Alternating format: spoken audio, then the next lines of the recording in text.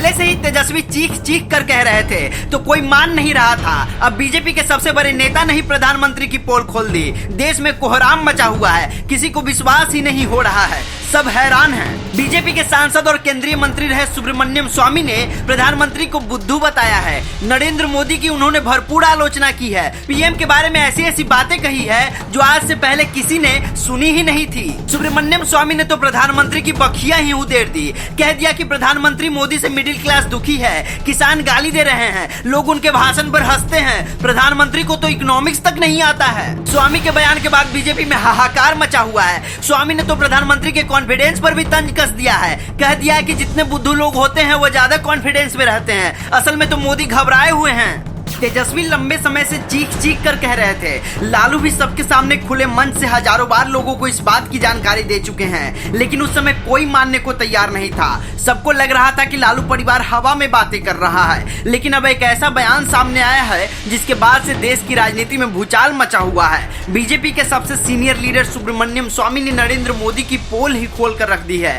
सांसद और केंद्रीय मंत्री रहे स्वामी ने प्रधानमंत्री नरेंद्र मोदी पर जमकर निशाना साधा है। प्रधानमंत्री को लेकर ऐसे खुलासे किए हैं जो आज से पहले किसी ने सोचा भी नहीं था। स्वामी के बयान आने के बाद अब हर ओर इसकी चर्चा होने लगी है। बीजेपी के वरिष्ठ नेता सुब्रमण्यम स्वामी ने एक इंटरव्यू में कहा है कि नरेंद्र मोदी को आज देश भर के मजदूर और किसान गाली देते हैं। सुब्रमण्यम स्वामी का कहना है कि देश में किसान और मजदूरों के लिए कोई अच्छी नीति नहीं बनी है जिससे उनको डायरेक्ट फायदा मिल सके। जो योजनाएं आई हैं उसका जमीन पर कुछ भी असर देखने को नहीं मिल रहा है। स्वामी यही नहीं रुके। जब स्वामी से एंकर ने सवाल किया कि मोदी तो पूरे कॉन्फिडेंस में नजर आते हैं, तो तपाक से बीजेपी के वरिष्ठ नेता ने कहा कि अक्सर दुनिया में बुद्धू बनाने वाले लोग कॉन्फिडेंस में रहते हैं। उन्होंने हिटलर का उदाहरण देते हुए कहा कि हिटलर भी अपने अंत के दिनों में काफी कॉन्फिडेंस में नजर आता था।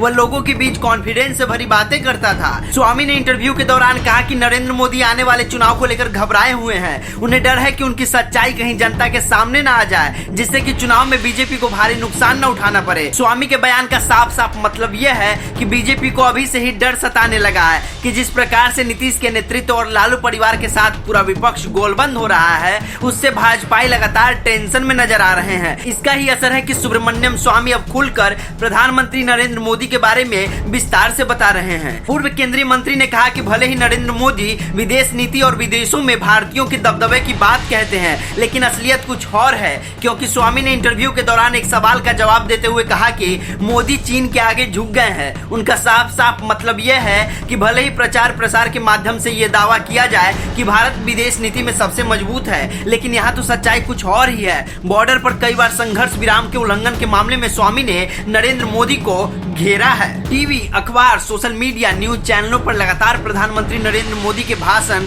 लोग सुनते और पढ़ते हैं, लेकिन अब जो खुलासा पूर्व सांसद ने किया है उसके बाद तो परिस्थितियां ही बदल गई है। पूर्व सांसद ने कहा कि अब प्रधानमंत्री नरेंद्र मोदी के भाषण पर लोग हंसते हैं, उनका मजाक उड़ाते हैं। स्वामी यही नहीं रुके, उन्होंने इतना तक कह दिया कि प्रधानमंत्री नरेंद्र मोदी को तो इकोनॉमिक्स भी नहीं आता है। वहीं सुब्रमण्यम स्वामी के ताजा बयानों के बाद राजनीतिक खलबली मची हुई है।